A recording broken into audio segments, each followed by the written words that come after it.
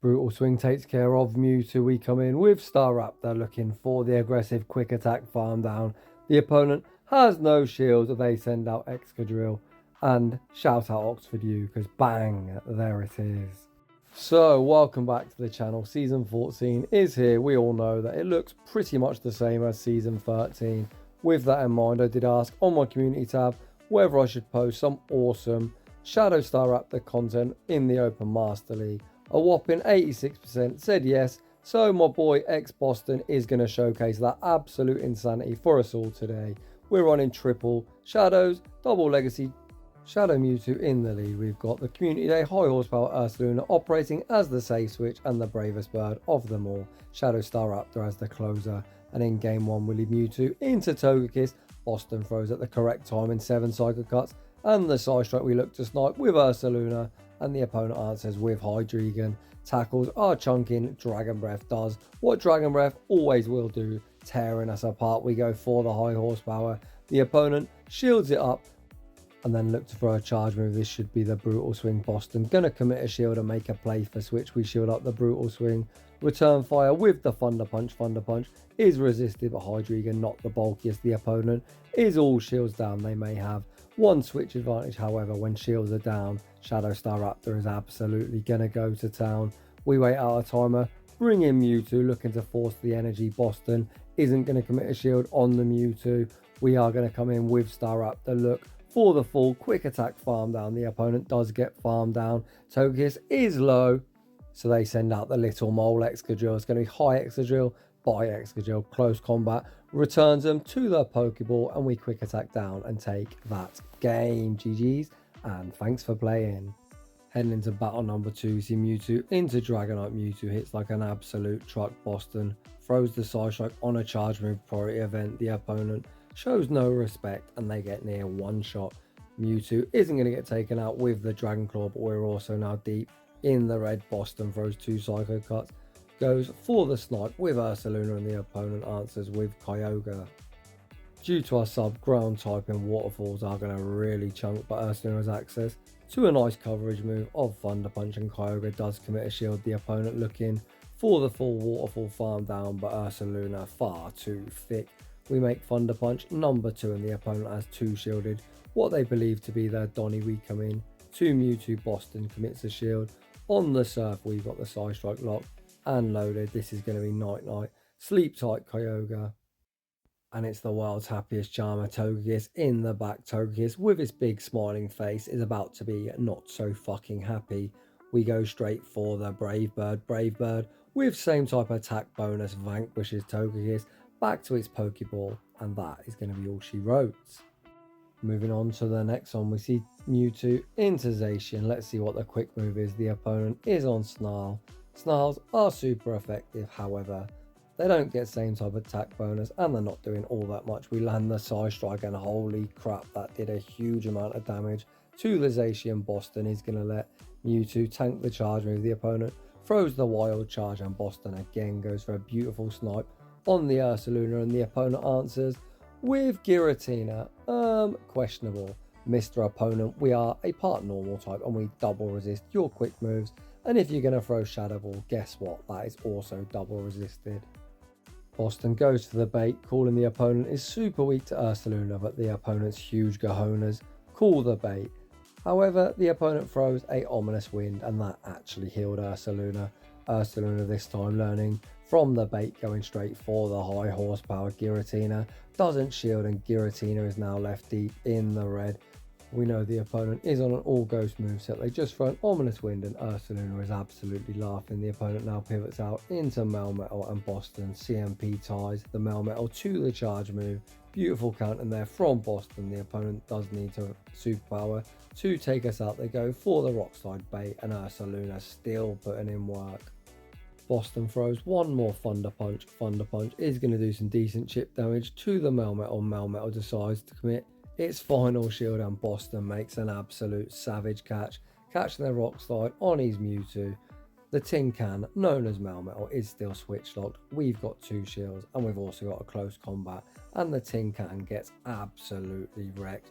One quick attack takes out Giratina, and we pick up another impressive dub. Moving on to the next one, we see Mewtwo into Dialga, a Pokemon I like to call BBD, Basic Bitch Dialga. Not the best matchup for Mewtwo. Boston farms up to what could be a Focus Blast. The opponent throws the Iron Head, we shield it up, return fire with the Side Strike, and Side Strike also draws a shield from the opponent. Boston now looking to pivot out, catching the charge move on Ursaluna. He's unsuccessful. The opponent has enough for a Draco Meteor. Is Boston gonna shield? He correctly shields up the Draco, and the opponent now sends out Kyogre. Kyogre is hitting us for super effective, but the Thunder Punch is nice coverage. The opponent shields the first, Boston makes Thunder Punch number 2. This should do some respectable chip damage to Kyogre, and holy smokes, that actually did a lot more than I was expecting. Kyogre has a move, so does our Mewtwo, so we can come in, fire immediately. However, as per usual, Niantic, fix your fucking game. Our charge move doesn't show up, so we do get taken out. However, this is now an opportunity to come in with Staraptor. We get the quick attack farm down. We know they've got Dialga. Dialga does return. Boston over farms as much as he dares, throws the close combat. Close combat takes care of Dialga. What is that final Pokemon? The final Pokemon is Zarude. Holy shit. Please tell me this one-shots Brave Bird to the face, and Staraptor carries the team to a beautiful dub. Holy smokes, GG's. In the next battle, we see Mewtwo into Snorlax. This Snorlax is wearing a cowboy hat, but let's not kid ourselves, Tubby, you aren't getting on no horse.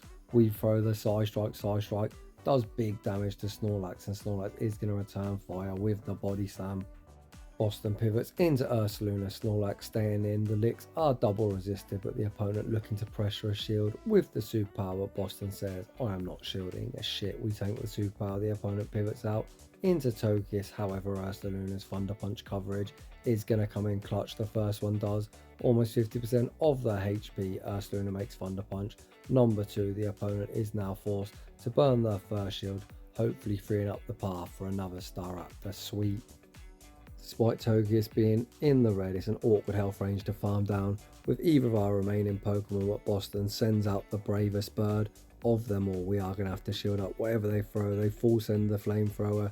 We do manage to quick attack, farm them down, back out, comes Snorlax. Boston looks to pivot, catching another charge move. Boston's counting, absolutely on point. Body Slam doesn't quite take us out. They look to snipe with Melmetal, but Mewtwo hangs on, making the last second Side Strike. Side Strike does some chip damage. The opponent does Thunder Shock farm us all the way down. We've already seen one tin can get absolutely wrecked in the video already, but this is the buy one get one free. We're at the back-to-back. Melmetal has a shield, so they are going to shield the first one. However, you've got no shields remaining, Mr. Opponents. You can eat the second one to the face. Down goes the tin can. Back out is going to come Snorlax, and Staraptor is going to farm down and take another game. GG's, and thanks for playing.